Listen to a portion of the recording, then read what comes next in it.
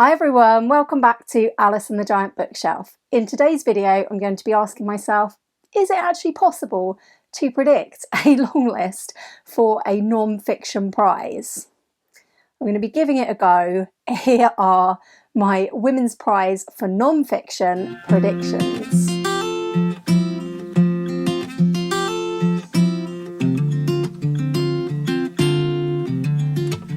Hi everyone, welcome back to my channel, or welcome if you are new. My name's Alice and I have way too many books. And today I'm both excited and unsure because I'm going to be having a go at predicting the Women's Prize for Non-Fiction long list. This is a new branch of the Women's Prize which has been launched for this year. Previously, obviously, we've had the Women's Prize for Fiction, and that is expanding this year into also doing a non-fiction prize. Is it actually going to be possible to predict a non-fiction list? I am not convinced that I or any of us are in any way qualified to do this, particularly me, because I know nothing. So I'm going to have a go anyway. Caveat, obviously, I haven't read any of these books yet, and I have no idea what these judges are looking for. The long list will be announced on the 15th of February this year, and I'm going to be running the Women's Prize Plodalong unofficial event with Gemma from Gemma Books and Charlie from Charlie Book Reads again. We are starting it off to coincide with the Women's Prize for Non-Fiction, as well as encompassing the fiction selection as well. So all being well, our first show is actually going to be the day after the long list announcement, which is Friday the 16th of February. So highly looking forward to that. Not looking forward to the fact that I doubt any of these predictions will appear on the list, but I've tried my best. I have given it a go. The inherent problem for me with predicting a Women's Prize for Non-Fiction is, like, the 5 judges could pick absolutely anything. Non-fiction is such a massive field and there's no real telling what genres of non-fiction these particular 5 people are interested in. The only thing we really know, apart from these books will be written by women, is that they need to have been published between the 1st of April last year and the 31st of March of this year. With that said, I'm going to give you 16 books today that I think may have a chance of being on the long list. I'm not going to go into huge detail on any of the books because we would be here forever. I'm going to give you why I think each book might make it and why I think it might not. Let's look at 16 books that could possibly make this list. First of all, I did have quite a few books that I think might make it from the sort of historical category. And my list may seem quite heavy on history, but there are 2 historians in the judging panels, including the chair of judges. So maybe that will sway this list in favour of history. The first one I'm predicting is Normal Women by Philippa Gregory. This is a 688-page book published by William Collins, which came out in October 2023. And the subtitle of this one is 900 Years of Making History. Do love a good subtitle.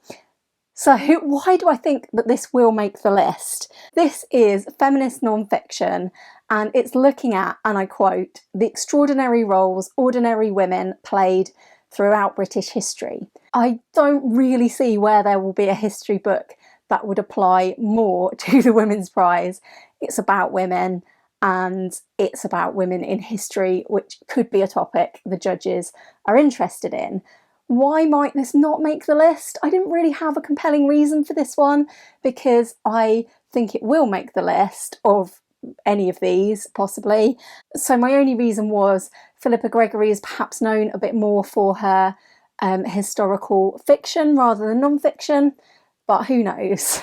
The second book that is historical and might make this list is Divine Might by Natalie Haynes. This is a 304-page book published last September by Picador. Why do I think this will make the list? Haynes has been so popular over the last few years, and her non-fiction on Greek mythology is apparently very good. It's been very successful. I haven't read it yet.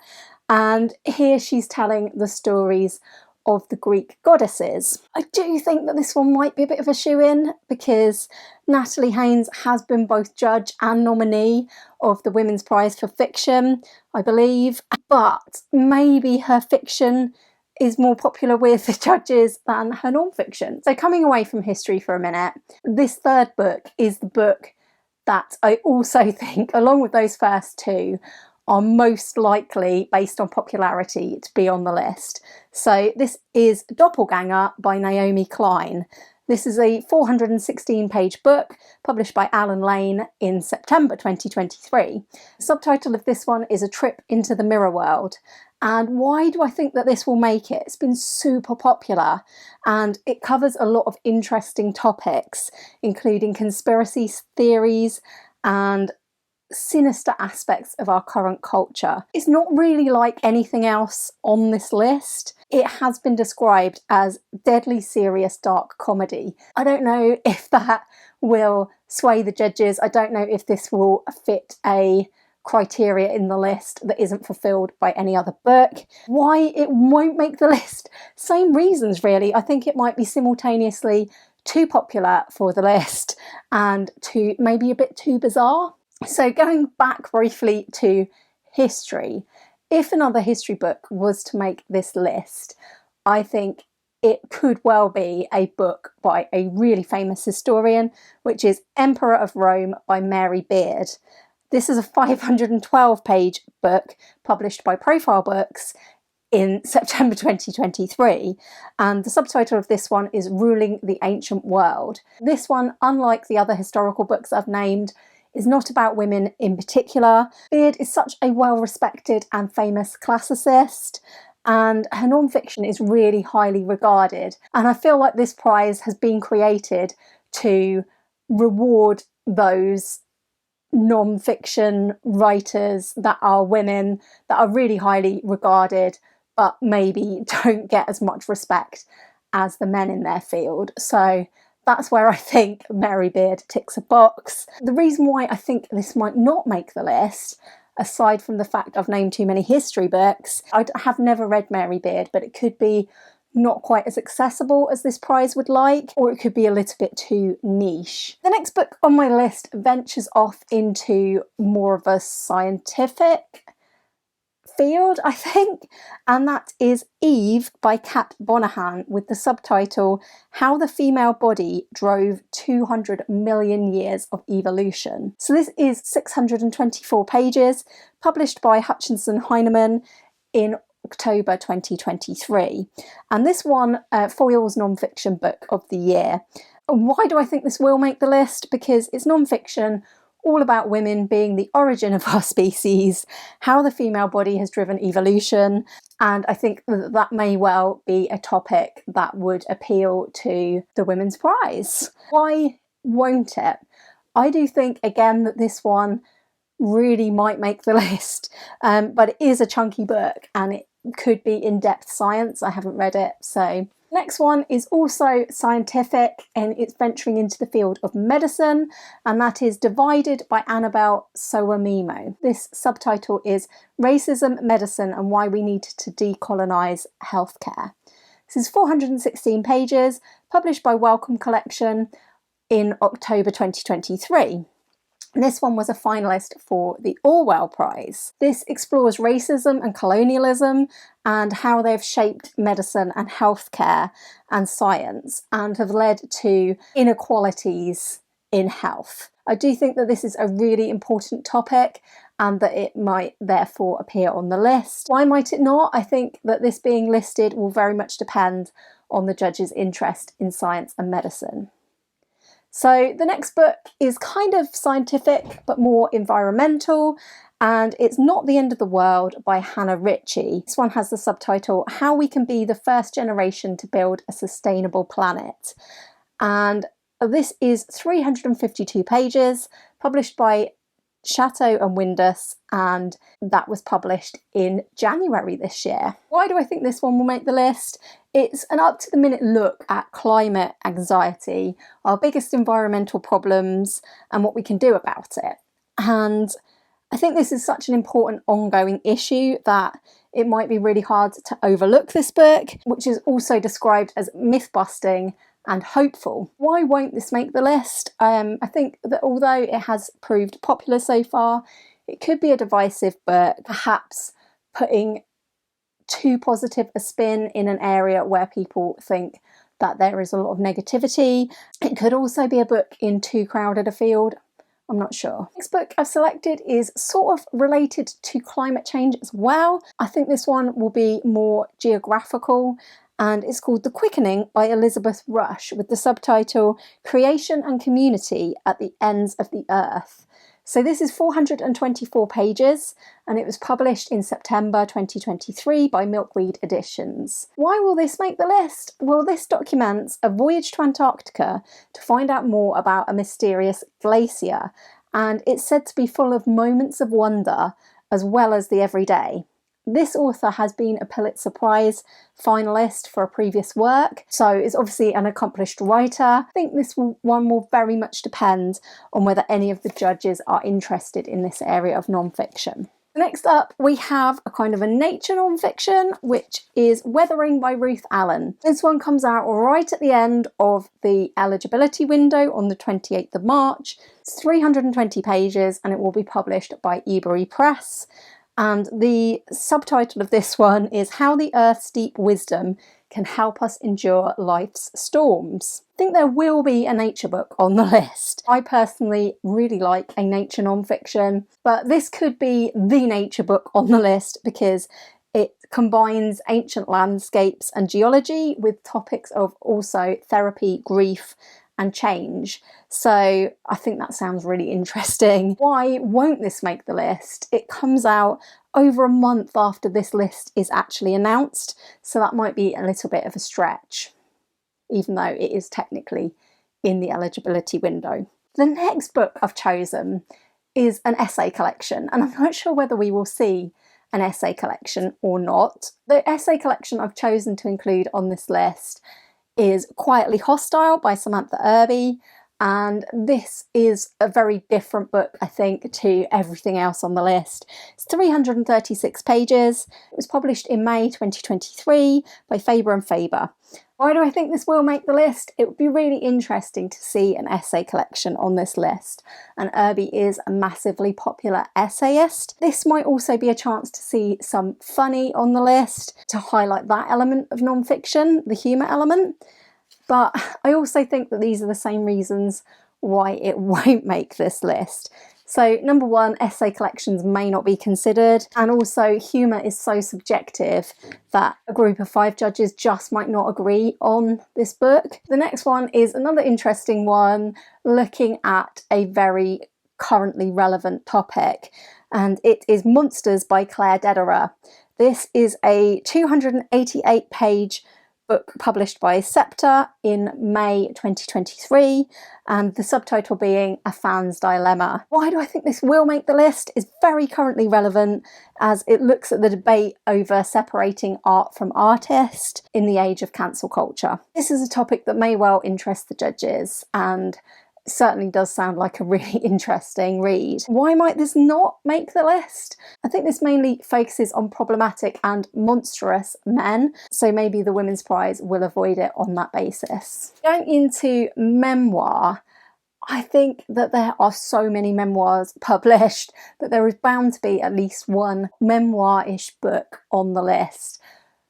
But whether it will be either of the ones that I've picked, I do not know. So the next one I've chosen is Grief is for the People by Sloane Crosley. This is 208 pages, published on the 29th of February 2024 and published by Serpent's Tail. I think that we will see something shorter and more thoughtful and in the field of memoir on the list. This one in particular explores different kinds of loss as the author reflects on grief following the death of a friend. And why won't this make the list? I'm not really sure, but I think that this could be overlooked in the massive field of memoir.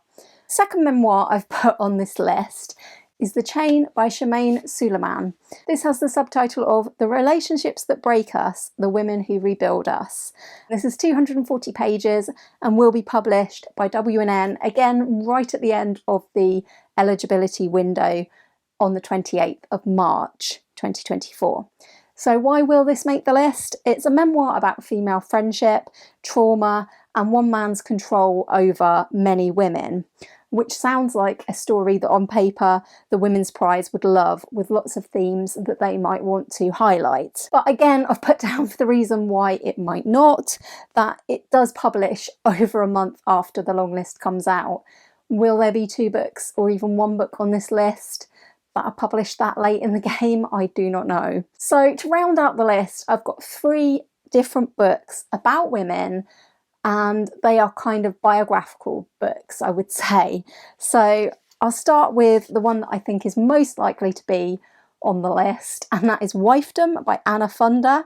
Of all of the books here, this is the one that I am most interested in picking up after reading all these descriptions, and I think I will pick this one up regardless. So this one has the subtitle of Mrs. Orwell's Invisible Life.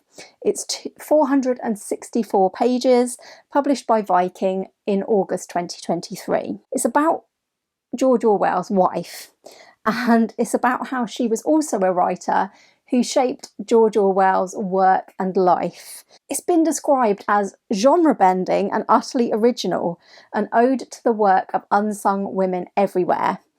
And I just think that that sounds like Women's Prize catnip. Why won't it be on this list? I wondered again if this might be a book that might end up overlooked, but I do think it's really got a very strong chance of being on the list. Next, I picked a book called The Furies by Elizabeth Flock, 3 women and their violent fight for justice. So this is a 304-page book that will be published in March 2024 by Viking. Why will this be on the list? It's about women, violence, vengeance, and how 3 women in very different situations have used lethal force to gain power, safety, and freedom when let down by institutions, society, and their governments, is what I've gleaned from the blurb. But why do I think this won't be listed? It's hard to say how liked this is going to be because it's not out yet. Early reviews are positive though. And I was struggling a bit at this point because I had somewhat eliminated 3 books that I really thought had a good chance, and then I discovered a problem with them. The one I've ended up picking is The Six by Lauren Grush, the untold story of America's first women astronauts. This is 432 pages. It's published by Virago in September 2023. I think this is probably the one that I've put on this list that I think is the longest shot. I also put this one up against Our Moon by Rebecca Boyle because these are both space books, and I ended up going for this one because this one looks at space from the perspective of looking at women working for NASA. But I wouldn't be surprised to see Our Moon on the list instead, particularly if there's someone on the judging panel who is really interested in space. So why will this make the list? It's about 6 women who were important to NASA's space program, including astronauts. Space is a popular topic, I think, in non-fiction, and this one does focus on the women, and it's a very male-dominated industry that it's focusing on. By the same token, there may not be any judges on the panel with an interest in space. Yeah, this one is a really long shot, I think. But who knows? So difficult to predict. Those are the 16 that I ended up seemingly randomly selecting. I would hope to see maybe 1 on the list, but I just think it's such a vast field that I could be completely wrong. And I'm sure I will be. If you have enjoyed this very speculative video today, please do give it a like. Please do consider subscribing if you haven't already.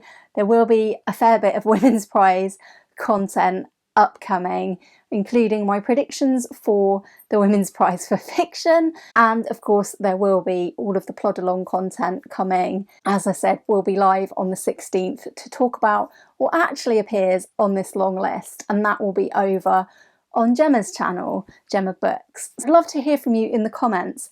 Have you read any great non-fiction books published between April and the end of this March? I would love to hear what you think I've missed off, what you think will make this list, if you have any ideas or any books that you've read that you thought were brilliant. As I've said, I've sadly not read any of these books. I do think I'm quite underread in non-fiction, so I'm hoping that this prize will point me in the direction of some really good non-fiction by women. So I'm looking forward to hearing what is actually on the long list. Thank you for watching today, and I hope very much that you will join me again soon for another video all about books here on Alice and the Giant Bookshelf. Bye for now.